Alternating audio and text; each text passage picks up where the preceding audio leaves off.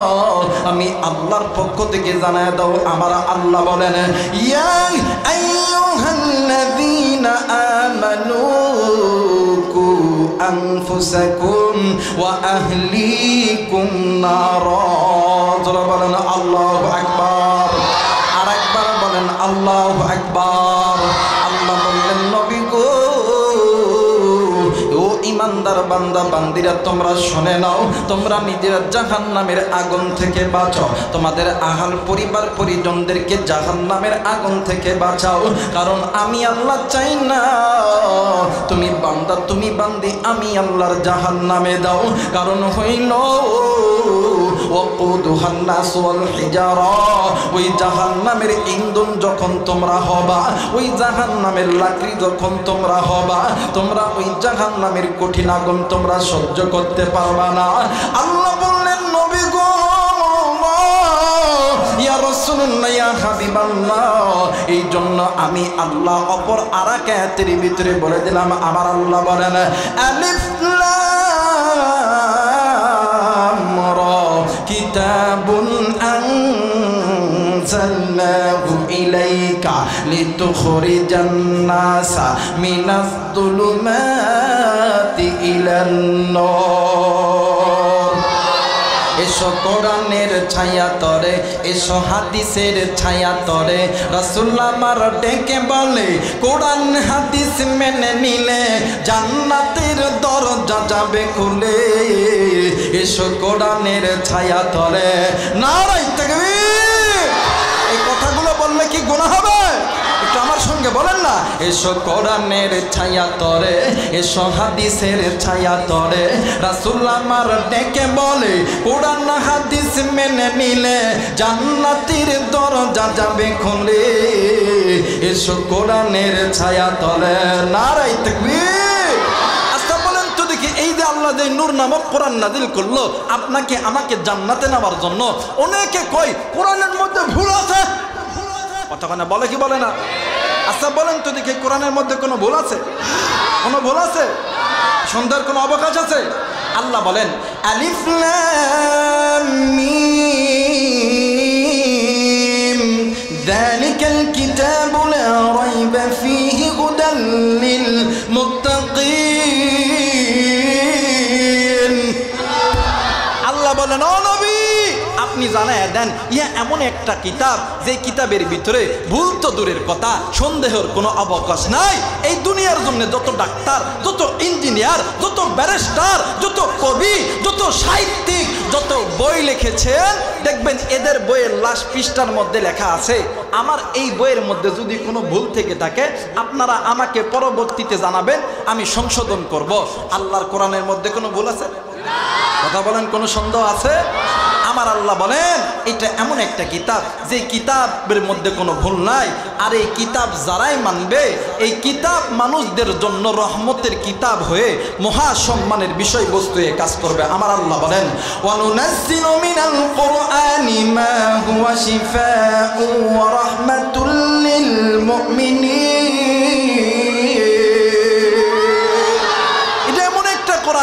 মুসলমান তুমি মানে তুমি মেনে নাও তোমার রাজনৈতিক জীবন তোমার ব্যবসার জীবন তোমার ছেলে মেয়ে মা বাবা ভাই বোনদের জীবনে এই কোরআনটা তোমাদের জন্য মহা সম্মানের বিষয়বস্তু মহা ঔষধ মহা কিতাব হয়ে কাজ করবে একটু জোরে বলেন আল্লাহু আকবার মুসলমান ভাইরা আমার বন্ধুগণ এ চাপের যুবক বন্ধু এ ভোলাহাটের বাবা দিরারি এতদিন কোন কলিদার টুকরা যুবক বন্ধু তুমি কোরআনের কাছ থেকে দূরে ছিলা তুমি মাদ্রাসা থেকে দূরে ছিলা আল্লাহ রাব্বুল আলামিন ডাক দিয়ে বললেন নবী গো আমি আল্লাহ রাব্বুল আলামিন বলে দিলাম ফামানিত্তাবা হুদা ফালা ইয়াদিল্লু ওয়ালা ইয়াশকা আমি আল্লাহ এই কোরআন নাযিল করেছি দুনিয়ার জমিনে যদি কোনো বান্দা যদি কোনো বান্দি এই কোরআনুল কারীমের ইত্তেবা করে আমি আল্লাহ কোনদিন ওই বান্দা বান্দীদেরকে বেইজ্জতি করব না আমি আল্লাহ ইজ্জত ওয়ালা বানায়া দিব একটু আওয়াজ করে বলেন সুবহানাল্লাহ মুসলমান বন্ধুরা রে কেমন ইজ্জত বানায়া দিলেন রে বন্ধু এ ভোলার হাটের বাবা দিরা রে এ কলিদার টুকরা যুবক ভাইরা, এ কলিদার টুকরা মাগো, মোবাইল থাকলে রেকর্ড করে নিয়ে যান গো বাবা। বাস্তব একটা তথ্য আমি আপনাদেরকে দিয়ে দেবো রে বন্ধু বাজান রে। নাম শুনছেন আল্লামা দেলার হোসেন সাইদি রহমতুল্লাহ আলাইহি। বাজান রে, বাংলার জমিনে ছোট থেকে বড়, নারী থেকে পুরুষ এমন কোন ব্যক্তি নাই যে এই আল্লাহর বান্দা আল্লামা দেলার হোসেন সাইদি রহমতুল্লাহ আলাইহির নাম আপনারা শোনেন নাই। আল্লাহর বান্দা বাংলাদেশ নয়, বিশ্বের বহির্বিশ্বের জমিনে এই কোরআনের দাওয়াত প্রচার করেছে। কিন্তু এই কোরআনের দাওয়াত প্রচার করতে যাইয়া আল্লামা দেলার হোসেন সাইদি সাহেব রহমাতুল্লাহ আলাইহি জালিমের বন্দি কারাগারে ছিল। কিন্তু বাজান রে, ওই জালিমের বন্দি কারাগারে থাকা অবস্থায় ও বন্ধু হুজুরের সঙ্গে এমন একটা ঘটনা ঘটেছে। মুসলমান বাজান রে, কেন তুমি কোরআন মানবা না? এরা যুবক বন্ধু, তুমি কোটি টাকার মালিক হইতে পারো, বোলার হাটের বাবা দিরা রে, আপনি আম বিক্রি করে কোটি টাকার মালিক হইতে পারো, কিন্তু আল্লাহর বান্দা আল্লামা দেলার হোসেন সাইদি সাহেবের কথা মিথ্যা হইতে পারে না। এ বন্ধু, আল্লাহর বান্দা কাশিমপুর কারাগারে ছিল। কি হয়েছে? জোর বলেন আল্লাহু আকবার। সাউন্ড কই গেল? জোরে বলেন আল্লাহু আকবার। আর একবার বলেন আল্লাহু আকবার। সাউন্ড হয়ে গেছে তো? আর একবার বলেন আল্লাহু আকবার। মুসলমান ভাইরা আমার বন্ধুগণ, আল্লাহর বান্দা আল্লামা দেলার হোসেন সাইদি রহমাতুল্লাহ আলাইহি কাশিমপুর কারাগারে থাকা অবস্থায় একজন পুলিশ প্রহরী একদিন হুজুরের কাছে এসে ডাক দিয়ে কই, হুজুর গো, আপনার সঙ্গে একটা কথা বলতে চাই। হুজুর ডাক দিয়ে কই, ভাইয়া কি কথা তুমি বলবা, বলো না। ডাক দিয়ে কই, হুজুর গো, আমার একটাই মাত্র কলিজার টুকরা কন্যা সন্তান আজ কয়েক বছর ধরে অসুস্থ অবস্থায় পড়ে আছে। এই বাংলাদেশের জমিনে এমন কোনো ডাক্তার নাই, এমন কোনো হসপিটাল নাই, এমন কোনো ক্লিনিক নাই, এমন কোনো টেস্ট আমি করাই নাই, কিন্তু ডাক্তার কোনো অসুখ ধরতে পারে নাই। আমার সন্তান দিন যতই যায় ততই কেমন জানি অসুস্থ হইয়া যায়। মুসলমান বাবা দি, আল্লাহর বান্দা পুলিশ কনস্টেবল ডাক দিয়ে কই, হযরত আমি কয়েকদিন ধরে চিন্তিত হয়ে গেছি, কারণ এই সন্তান যদি মারা যায়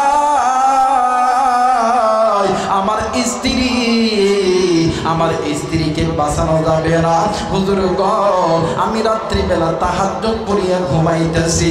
আমি তাহাজ্জুদ পড়িয়া যখন ঘুমায় গেছি, হঠাৎ কইরা স্বপ্ন দেখি কে যেন ডাক দিয়ে কই, ভাই রে, তুমি যে কারাগারে ডিউটি করো, ওই কারাগারের ভিতরে, এই বাংলাদেশের ভিতরে সবচাইতে বড় বড় ডাক্তার, সবচাইতে বড় বড় MBBS, FCPS, FRCS ডাক্তার ওই কারাগারের মধ্যে বসবাস করে।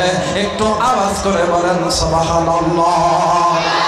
তাদের কোনো ওষুধ দেওয়া লাগবে না, মুখের ফু দেওয়া মাত্র আল্লাহ তাআলা আসমান থেকে অসুস্থতা ভালো করে দেবে। ডাক দিয়ে কই, হুজুর গো, আমি শুনেছি কোরআনের চাইতে দামি কোনো কিতাব নাই, আমিও তো মুসলমান। হুজুর, আপনি একজন মাজলুম মানুষ, আপনি আমার সন্তানের জন্য কিছু করতে পারবেন কিনা বলেন না। ও বাবা, আল্লাহর বান্দা আল্লামা দেলার হোসেন সাইদি সাহেব রহমাতুল্লাহ আলাইহি ডাক দিয়ে কই, ভাই যাও, তুমি একটু পানি আনো, ফ্রেশ পানি আনো। ফ্রেশ পানি আনার পর আল্লামা দেলার হোসেন সাইদি সাহেব রহমাতুল্লাহ আলাইহি ওই পানির মধ্যে ফু দিছে। ওই পানির মধ্যে ফু দেওয়ার পর ওই পানিটা লইয়া ডাক দিয়ে কই, ভাইয়া, এই পানির ভিতরে, এই কারাগারের ভিতরে যত মাজলুম আলেম আছে, সমস্ত মাজলুম আলেমকে বলবা আমি আল্লামা দেলার হোসেন সাইদি বলেছি, এই পানির মধ্যে তারা যেন ফুট দেয়। মুসলমান বন্ধুরে, এই তো কয়েকদিন আগে আল্লাহর বান্দার সঙ্গে আমার দেখা হয়েছিল। আল্লাহর বান্দা ডুকরে ডুকরে কান্দে আর ডাক দিয়ে কই, হুজুর, আমি সমস্ত আলেমদের মুখের ফু দিয়ে ওই পানিটা আইনা আমি আমার সন্তানকে যখন খাওয়াইছি, সেই দিন থেকে খাওয়ানো শুরু করছি, 7 দিন পরে আমার সন্তান একদম ফুল সুস্থ হয়ে গেছে। একটু আওয়াজ করে বলেন সুবহানাল্লাহ। হায়রে তুমি মালিক, তুমি খালিক, বন্না তুমি মালিক, তুমি খালিক, তুমি দুনিয়ার মহাজন। হায়রে যার সাথে মোর বান্দায় আছে রে মন, হায়রে যার সাথে মোর, বলেন না, যার সাথে মোর বান্দায় আছে রে মন, হায়রে যার সাথে মোর বান্দায় আছে রে। মুসলমান বাবাইরা রে আমার, বলেন তো দেখি আল্লাহর কোরআন কোনদিন মিথ্যা? আর একবার বলেন মিথ্যা। আমার আল্লাহ বলেন ওয়া নুনাজ্জিলু মিনাল কুরআনি মা হুয়া শিফাউন ওয়া রাহমাতুল লিল মুমিনিন।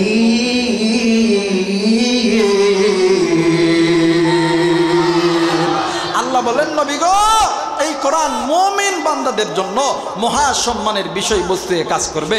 কিন্তু আফসোসের বিষয় হইল আজকে মুসলমান আপনি গুনাহ করতেছেন, আপনার স্ত্রীও করতেছে, আপনার সন্তানও করতেছে, আপনার মাও করতেছে, আপনার বাবাও করতেছে, কিন্তু মনে করা দরকার এই দুনিয়া থাকার জায়গা, এই দুনিয়া থাকার জায়গা, চিরদিন কেউ এই দুনিয়ায় থাকবে?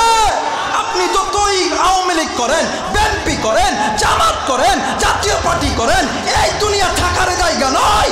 এই দুনিয়া ছেড়ে ওই কবরের জিন্দেগি গঠন করতে হবে। কথা বলেন ঠিক কিনা?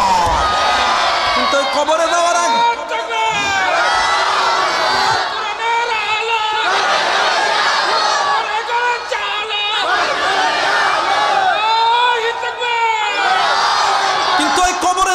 কি নিয়া, কি এমন আমল করছে? কথা কয় না, কি এমন আমল করছে? ওই কবরে যাওয়ার পরে হাসরের ময়দান যেদিন কায়েম হবে, নবী যদি কয় এইটা আমার উম্মত, আল্লাহ কইব ও ফেরেশতারা, আমার নবী যারে উম্মত কইয়া ডাক দিছে, আমি আল্লাহ বলে দিলাম জলদি করে তারে আল্লাহর জান্নাতের ভিতর ঢুকাইয়া দেন। একটু আওয়াজ করে বলেন আল্লাহু আকবার। আর আমি একজন আলেম, ওয়াজ করে মুফতি মুহাদ্দিস হইছি, হাসরের ময়দানে নবী কইতেছে আল্লাহ আমি চিনি না, বাঁচার পথ আছে? বাঁচার পথ আছে? কোনো বাঁচার পথ নাই। আল্লাহ কই ভাই ফেরেশতারা কথা কয় না। মুসলমান ভাইরা আমার, বন্ধুগণ আর লম্বা করব না, আমার ভাইরা আমার বন্ধুরা রে, আল্লামা জালালউদ্দিন সৈয়দী রহমাতুল্লাহ আলাইহি থেকে নকল করে জামানার বড় আলেম আল্লামা জাকারিয়া সাহেব রহমাতুল্লাহ আলাইহি তিনি তিনার কিতাবের ভিতরে হাদিসটি বর্ণনা করেছেন। আল্লাহর নবীর হাতে হাত রেখে একজন যুবতী পুর কালেমা পয়রা মুসলমান হয়েছে।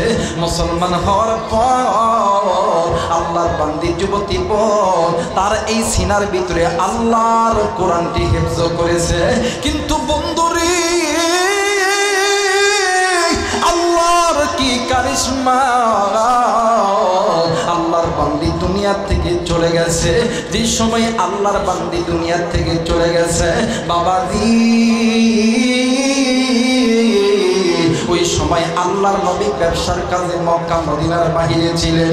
ঠিক কয়েক মাস যখন অতীত হয়ে গেছে, আল্লাহর নবী আবার যখন নিজ গৃহে নিজ বাড়িতে যখন ফিরেছে, আল্লাহর নবীর কাছে খবর চলে গেছে ভাইজান, আল্লাহর নবী ওই যুবতীর কবরটা দেখার জন্য, ওই যুবতীর কবরটা জিয়ারত করার জন্য আল্লাহর নবী ওই যুবতীর বাড়িতে গেছে। ওই যুবতীর মা আল্লাহর নবীকে দেখার পরে ডাক দিয়ে কই আব্দুল্লাহর বেটা মুহাম্মদ, তোমার জন্য আমার কলিজার টুকরা সন্তান মারা গেছে, তুমি আমার আবার বাড়িতে আইছো। ডাক দিয়ে কই মাগো আমি তো ছিলাম না, আমি কেমন করে তোমার সন্তানকে মারলাম? ডাক দিয়ে কই আমার সন্তান তোমার রবের নাজিল কিতাব, ওই যে একটা কিতাব আছে সকালে পড়ে, দুপুরে পড়ে, রাত্রে পড়ে, খানা নাই ঘুম নাই, সব সময় ওই কিতাবটি তেলাওয়াত করে। একটু আওয়াজ করে বলেন সুবহানাল্লাহ। মুসলমান বন্ধুরে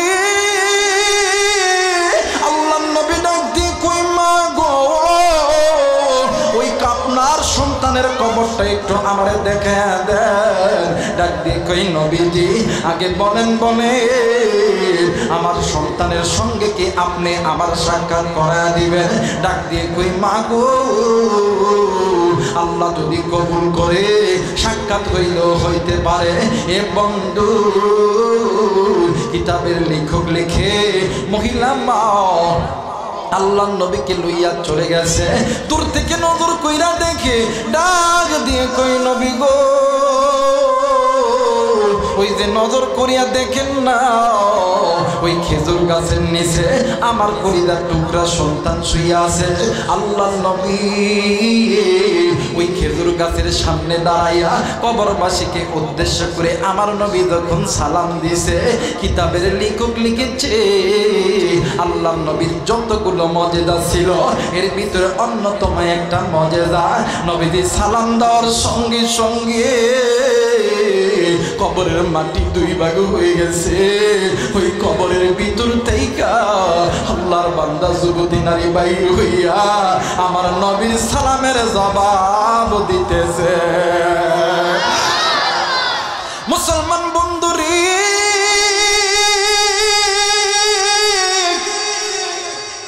আল্লাহর নবী ডাক দিয়ে কই বোন গো, বলো তোমার কবরের জিন্দেগি কেমন কাটতেছে?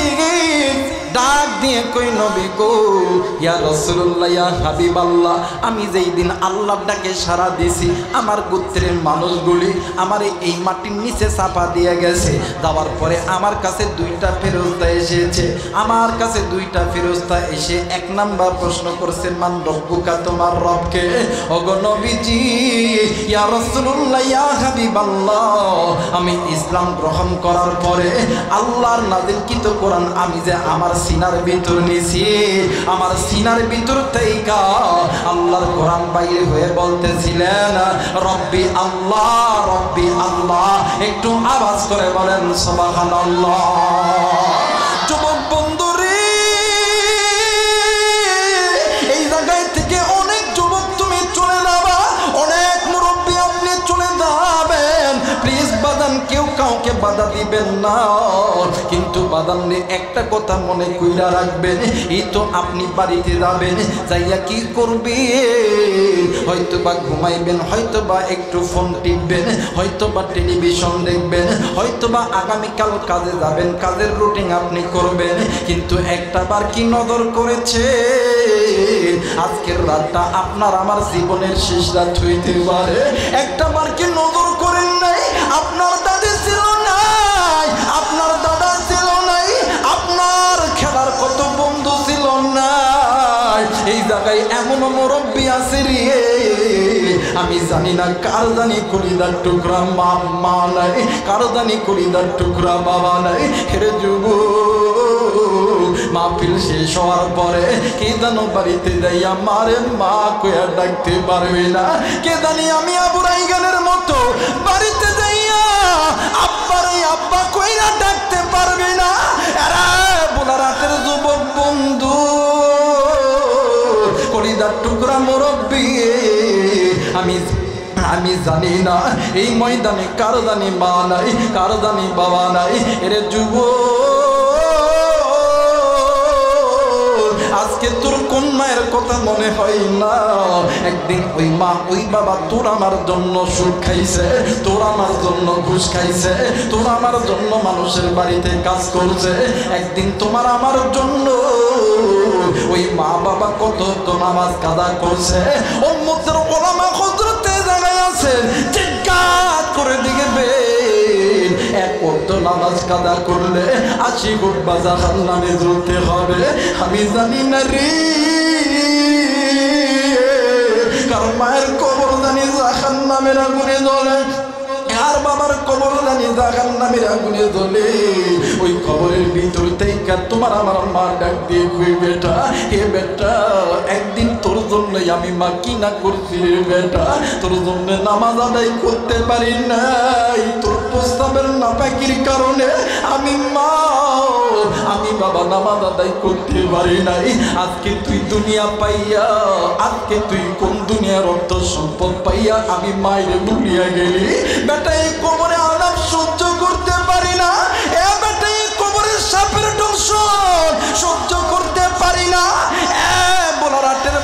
ভাইরা রে, যুবক বন্ধু,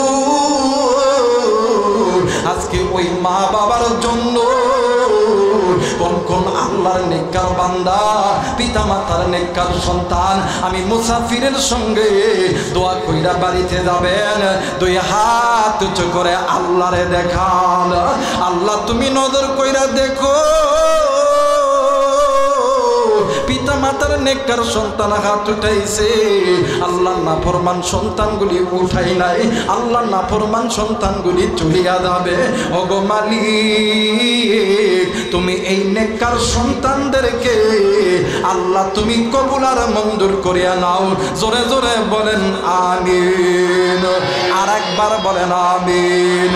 একটু জিকির করি লা ইলাহা, আরো জোরে লা ইলাহা।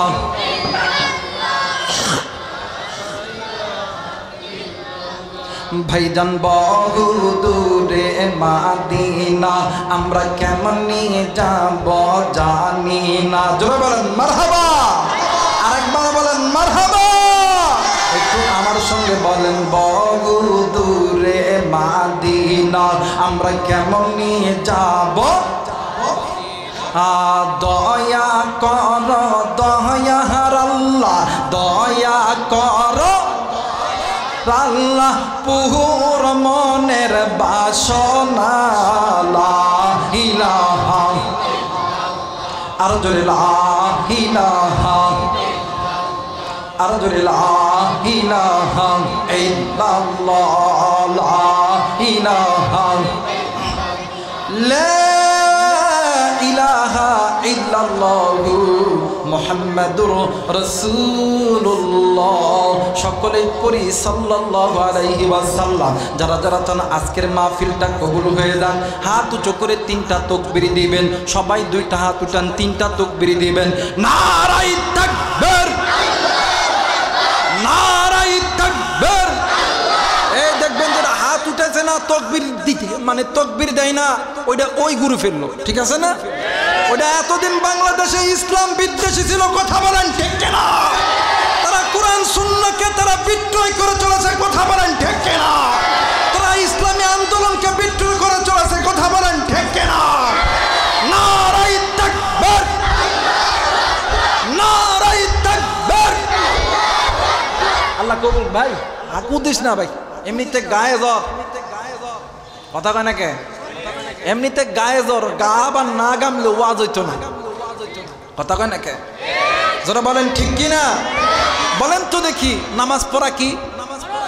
কথা কয় না? নামাজ পড়া, রোজা করা, হজ করা, যাকাত দেওয়া, পর্দা করা, পিতামাতার খেদমত করা, ইসলামী আন্দোলন করা। আমার ভাইরা, আমার বন্ধুগণ, কিন্তু মুসলমান সব কিছু করি, নামাজ পড়ি, রোজা করি, হজ করি, যাকাত দেই, কিন্তু বর্তমান সমাজে মুসলমান 3টা জিনিস মানতে চায় না। একটা হইল পিতামাতার খেদমত, একটা হইল ইকামতে দিন, একটা হইল পর্দা। কথা কয় না কে? কথা কয় না কে? কথা কয় না কে? আমার ভাইরা, আমার বন্ধুগণ, কিন্তু আল্লাহ কোরআনুল কারীমের ভিতর বলছেন নামাজ যেমন ফরজ, রোজা যেমন ফরজ, হজ যেমন ফরজ, যাকাত যেমন ফরজ। আল্লাহ তাআলা বলেছেন ওয়াকাদা রাব্বুকা আল্লা তা'বুদু ইল্লা ইয়্যাহু ওয়া বিল ওয়ালিদাইনি ইহসানা। আল্লাহ বলেছেন পিতামাতার খেদমত করাটাও কি? যারা বলেন কি? কিন্তু বর্তমান সমাজে, আমার সমাজে কিছু কিছু যুবক আছে, মা বাবা সন্তানের জন্য সব কিছু বিলীন করে দেয়, কিন্তু সন্তান বড় হওয়ার পরে মা বাবারে বৃদ্ধাঙ্গুলি দেখায়। কথা কয় না কে? দেখবেন বর্তমান সমাজের পোলাপানরা মা বাবারে কোনোদিন সালাম দেয় না, কথা কয় না কে? যারা আসতে কথা কই বটে বইয়ের কামাই খায় বসে আছে, কথা বলেন ঠিক কিনা? জীবনে মার বাপরে সালাম দিত না, কিন্তু শ্বশুর শাশুড়িরে সকালবেলা আব্বা আসসালামু আলাইকুম, কথা কয় না? এই যুবক কথা বলছ না কে? দুপুরবেলা আব্বা আসসালামু আলাইকুম, রাত্রেবেলা আব্বা আসসালামু আলাইকুম, কিন্তু নিজের বাপ আর মা ঘরের মধ্যে বসে থাকে, একটা বারও বলে না আব্বা আপনি কেমন আছেন, আব্বা আপনি কি খাইছেন কি খান নাই, কথা কয় না কে? মা বাবা অসুস্থ, মা বাবা ডাক্তারের কাছে যাবে, ডাক দিয়ে কই বেটারে তোর বাপরে একটু ডাক্তারের কাছে লয়ে যেতাম, টাকা দিত, কথা কয় না, কথা কয় না। আর এই দিক যদি ওই একটা মগি বিয়া করছে, যদি ফোন দেয়, ওই জলদি করে থাম, যাইতাছি চাপাই নবাবগঞ্জে, কত টাকা লাগে কথা বলে। আছে না বাদান, এমন আছে না? আবার এমন পোলাপানো আছে, মা বাবা সন্তানকে আর্মি বানাইছে, ডাক্তার বানাইছে, পুলিশ বানাইছে, র্যাব বানাইছে, মা বাবা জায়গা জমি ঘর বাড়ি গরু ছাগল সব কিছু বিক্রি করে কি করে না? জোরে বলেন, করে কি করে না? কিন্তু এই সন্তান বিয়া করার পর কয়েক বছর যখন হয়ে যায়, দেখবেন, আমার এলাকার বাস্তবে একটা ঘটনা বলি। এক গরিব পরিবারের সন্তান চাকরি পাইছে, সরকারি চাকরি পাওয়ার পরে বিয়া শাদী করে কয়েক বছর খুব ভালো করছে। একদিন এই বেটা ছুটিতে আইছে। কিসে আইছে? আরেক বলেন, কিসে আইছে? ছুটিতে আইছে। আইসা ঘরের দরজা লক্ষ্য, টং টং, বউ তড়িৎ গতি কইরা দরজা খুইলা ডাক দেখে, ওম্মা স্বামী। এই স্বামীরে না দেখা এই ফইন্নির বেটি দৌড় দিয়ে আবার বিছানা আইছে। বিছানার ভিতরে লম্বা একটা জিনিস থাকে, এটার নাম কি? কথা কয় না, একটা মোটা একটা কি কোলবালিশ। কথা বলেন, কি বালিশ? কোলবালিশ। এই কোলবালিশ লইয়া উল্টা দিক হইছে, হইয়া কানতেছে, ঢঙ্গের কানা। এখন স্বামী চাকরির থেকে আইছে, আইসা কিরে আমার বউ ভালো মানুষ, দরজা খুললো, কান দেখে ডাক দেখো, কিও কথা হয় না? আছে না, আছে না বাজান, আছে না, আছে না? আমার ভাইরা, আমার বন্ধুগণ, এক পর্যায়ে স্বামী ডাক দেখো, এই কান্দোস কেন? কই তোমার মার বাপের সঙ্গে ভাত খাইতাম না। কেন, কি হয়েছে? আমার বাবার মা কি করছে? কই তোমার আমি অত কিছু কৈফত দিতে রাজি না, তোমার কাছে দুইটা অপশান, একটা হইল মা আর বাবা, আর একটা হইল আমি, একটা ছাড়তে হবে, একটা ধরতে হবে। এখন যুবক সন্তান ডাক দিয়া কই, আমি আমার মা বাবারে বাইসাই লইতাম। কই মা বাবারে লইবা? কই হ। কই আমার বাপের 10 লাখ টাকা দিতে টিয়া দাও। কথা কয় না, কথা কয় না কেন? কই আমার বাবা একটা পালসার গাড়ি দিচ্ছে, চাবিটা দাও, সকালবেলা উঠে আমি বাপের বাদ যাবো। এখন এই হিজরা মরদ ডাক দেয়, কই তোমার ঠিক, তোমার ঠিক, বাবার মারে ভাত দিতাম না, দিতাম না। কথা কয় না কে? কথা কয় না কে? এই কলিদার টুকরা মুরব্বী, কলিদার টুকরা যুবক ভাইয়া, এই জায়গায় অনেক ব্যবসায়িক আছেন, অনেক চাকরিজীবী আছেন, অনেক যুবক ভাইরা আছেন। অনেক সময় আলেমদের কাছে দোয়া চান, হুজুর একটু দোয়া করেন, আল্লাহ যাতে আর্মি বানায়, আল্লাহ যাতে পুলিশ বানায়, আল্লাহ যাতে ব্যবসার মধ্যে বরকত দেয়, আল্লাহ যাতে আম বাগানে আমের মধ্যে বরকত দেয়। আমরা দোয়া চাই কি চাই না? জোরে বলেন, চাই কি চাই না?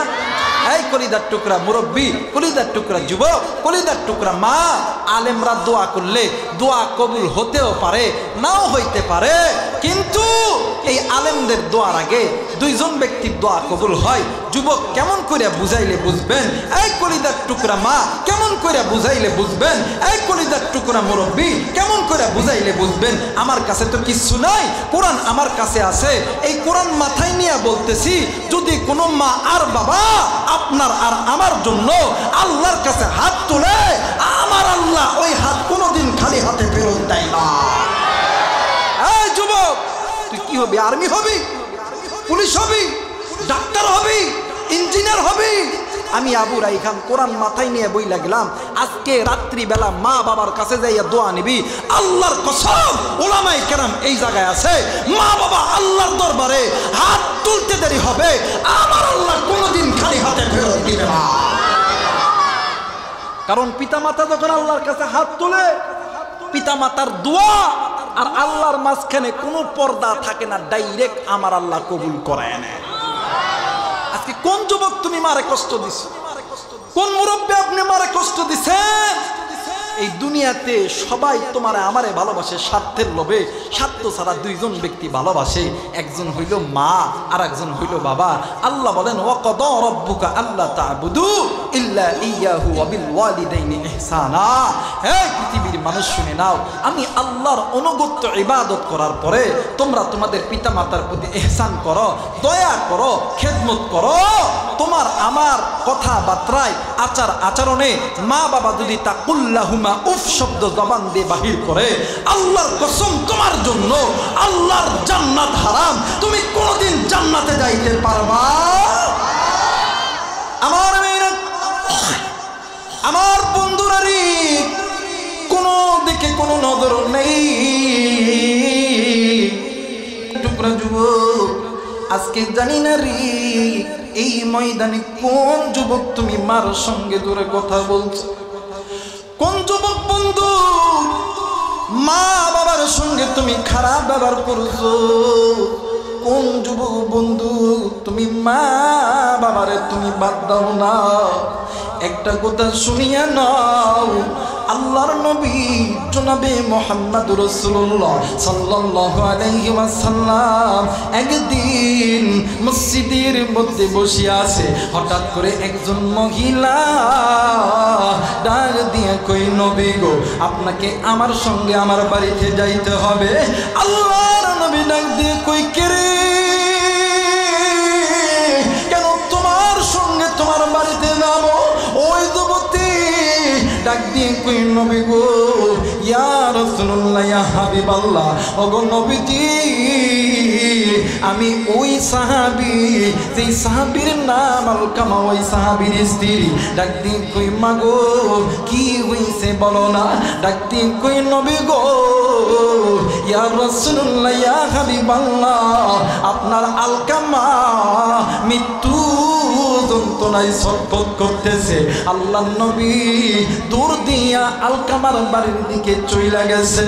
আল্লাহর নবী আলকামার চেহারা দেখিয়া আল্লাহর নবী ডাক দিয়ে কই, সাহাবীরা রে, আলকামার মা কই, জলদি করে বলো। আল্লাহর নবী পাশের গড়ি দেয়া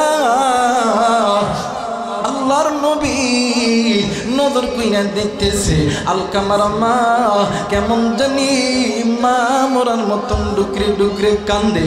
আল্লাহর নবী ডাক দিয়ে কই, মা গো, ও মা, তোমার সন্তানের জবান থেকে কালেমা নসিব হই না গো মা গো, তোমার সন্তান যদি তোমার সঙ্গে কোনো খারাপ আচরণ করে থাকে তুমি তোমার সন্তানকে মাফ করে দাও।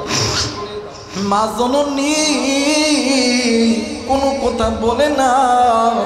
আল্লাহর নবী আবার আলকামার সামনে গেছে। আলকামার সামনে নেই, আল্লাহর নবী আলকামার চেহারা দেখে রে, আর আল্লাহর নবী ডুকরে ডুকরে কান্দে। নবীদের কান্না দেখিয়া নবীদের সাহাবীরাও কান্দে। ইতিমধ্যে জিবরিল আমিন হাজির হয়ে গেছে। ডাক দিয়ে কই, নবী গো, আপনি কেন কাঁদতেছেন জলদি করে বলে। আল্লাহর নবী ডাক দিয়ে কই, জিবরাইল, তুমি দেখো না আমার আলকামা মৃত্যু যন্ত্রণায় কষ্ট করতেছে। আল্লাহু আকবার। জিবরিল আমিন ডাক দিয়ে কই, নবী গো, ইয়া রাসূলুল্লাহ, ইয়া হাবিবাল্লাহ, হুজুর, আমার আল্লাহ আলকামার প্রতি নারাজ হয়ে গেছে। ডাক দিয়ে কই, জিবরাইল, কেন নারাজ হইছে বলো না। ডাক দিয়ে কই, নবী গো, আপনার আলকামা আল্লাহর হুকুম মানত, আপনি নবীর অনগত্যে ইবাদত করত, কিন্তু নবী গো, আপনার আলকামা মায়ের কথা ভালো মতন শুনতো না। আল্লাহু আকবার। আল্লাহর নবী দৌড় দিয়ে আলকামার মায়ের কাছে গেছে।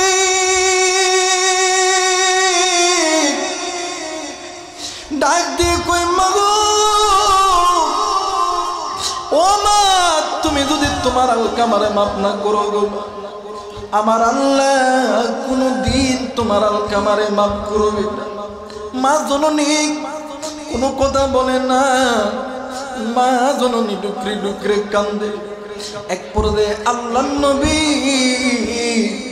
ডাক দিয়ে কই, সাহাবীরা রে, আমি নবী জিন্দা থাকতে আমার সাহাবী আল্লাহর জাহান্নামের আগুনে জ্বলবে না। না, তোমরা জলদি কইরা খুঁড়িয়া নাও, জলদি কইরা আগুন জ্বালায়া দাও। আমি নবীজি নিজ হাতে আমার আলকামার দুনিয়ার আগুনে জ্বালাইব। মা জননী ডাক দিয়ে কই, নবী গো, আলকামা আমার সন্তান,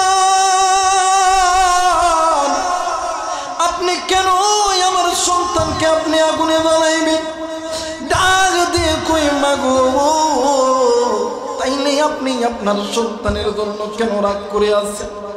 মা জননী দুই চোখের পানি তিনি দিয়ে ডাক দিয়ে কই নবী গো,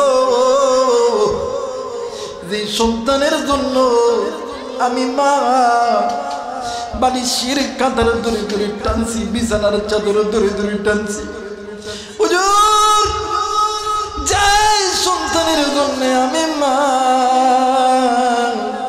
কতই না রক্তকরণ করছি, যে সন্তানের জন্য আমি মা মানুষের বাড়িতে বাড়িতে কাজ করছি, কাজ করে যতটুকু খাবার পাইছি আমি না খাইয়া আমি আমার ওই সন্তানদের খাওয়াইছি। নবী গো, রাত্রে যখন গভীর হইতো ক্ষুধার যন্ত্রণা সহ্য করতে পারতাম না গো নবীজি, এত কষ্ট করে যে সন্তানকে আমি মা মানুষের মতন মানুষ বানাইছি, আজকে ওই সন্তান বড় হওয়ার পর আমি মার কথা ভালো মতন শুনে না। নবী গো, আমি মা এই জন্য একটু রাগ করবি। আল্লাহ নবী ডাক দিয়ে কই মা আপনি রাগ করছেন এই জন্য আমার আল্লাহ বেজার হয়ে গেছে। ও মা, তুমি যদি তোমার সন্তানকে তুমি মা যদি মাফ না করো, আমার আল্লাহ তোমার সন্তান কি জাহান্নামের আগুনে জ্বলাইবে। ও মা, মাগো আপনি মা কি সহ্য করতে পারবে আপনার সন্তানকে আগুনে জ্বালান? ডাক দিয়ে কই নবী গো, সন্তান ল্যাংরা হোক, সন্তান লুলা হোক, সন্তান খারাপ হোক, সন্তান চোর হোক, ডাকাত হোক, সন্তান লুচ্চা হোক, সন্তান গুন্ডা হোক, সন্তান নেশাগুর হোক, ওই সন্তানকে মা বাবার চোখের সামনে যদি কেউ মারে, যদি কেউ আগুনের ভিতর নিক্ষেপ করে, দুনিয়ার জমিনে কোনো মা কোনো বাবা সহ্য করতে পারে না। কথা বলেন ঠিক কিনা? মা জননী ডাক দিয়ে কই নবী গো,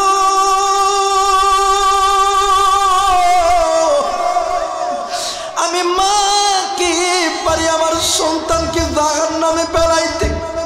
আল্লাহর নবী ডাক দিয়ে কই মা গো, তাইলে তুমি আমার আল্লাহর কাছে দোয়া করবে। এবার মা জননী ডাক দিয়ে কই নবী গো, আমি দোয়া করলে কি আমার আল্লাহ মাফ করবে?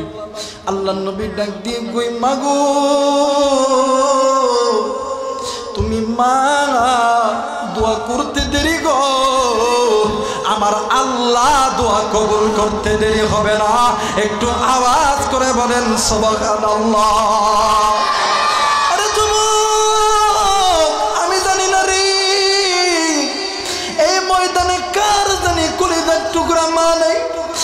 আর জানি কুড়িদার টুকরা বাবা রে বন্ধুরি, কোন মাইরে তুই কষ্ট দিস রে যুবক, কোন মাইরে তুই বুড়া বুড়ি কইরা গালি দিস বন্ধুরে। এই দুনিয়াতে তুই যদি বিপদে পড়ি, সন্তান যদি বিপদে পড়ে, এই দুনিয়ার জমিনে এমন কোনো মা নাই, এমন কোনো বাবা নেই চুপ করে বসে দেখতে পারে। ওই মায়ের কথা কোন যুবক তোমার মনে হয় না? এই যুবক জানি না তোর এই জায়গায় বাপ নেই যুবক, আমিও যুবক, আজ 15টা বছর হইল আমি জবান দিয়াই আমি আমার আব্বারে আব্বা কুয়ে ডাকতে পারি। বন্ধুরে, বছরে 2টা ঈদের দিন, একটা হইল ঈদুল ফিতর আর একটা হইল ঈদুল আযহা। নামাজ শেষ করার পর এতিমের মতন চাইয়া থেকে দেখি কত সন্তান আব্বারে আব্বা কইয়া ডাক দে। সন্তান বাবার ফুলের ভিতরে ঢুকিয়া বাবার গালে চুম্মা দেয়, বাবাও সন্তানকে চুম্মা দেয়। কিন্তু আমি এতিম, আল্লাহরে ডাকে দিয়ে কই আল্লাহ গো, আজ যদি আমার বাবা থাকতো আমার এরকম করিয়া জড়াইয়া দিত।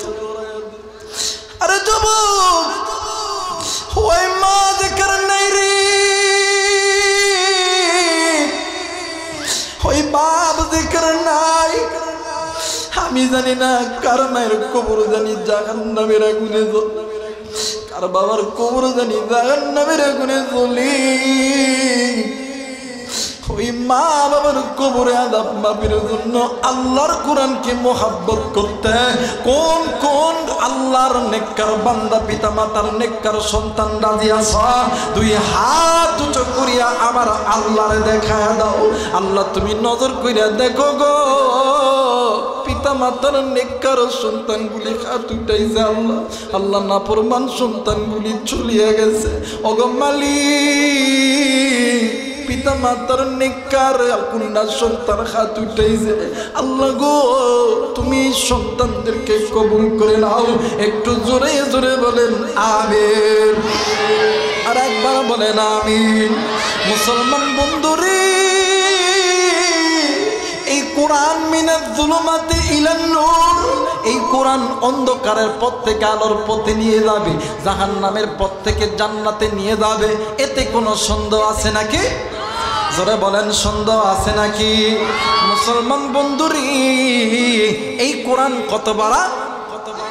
জোরে বলেন কত বাড়া? এই কোরআনে কয়টা সূরা আছে? জোরে বলেন কয়টা সূরা আছে? বন্ধুরি,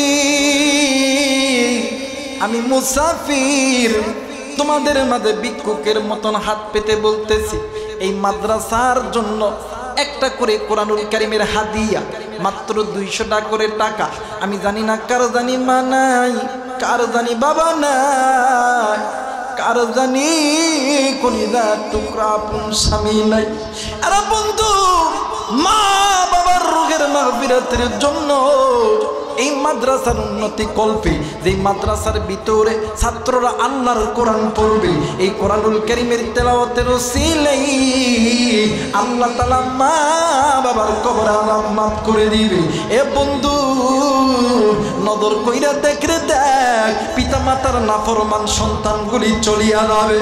আজকে এই ময়দানে কে পিতা মাতার নেককার সন্তান প্রমাণ হয়ে যাবে ইনশাআল্লাহ।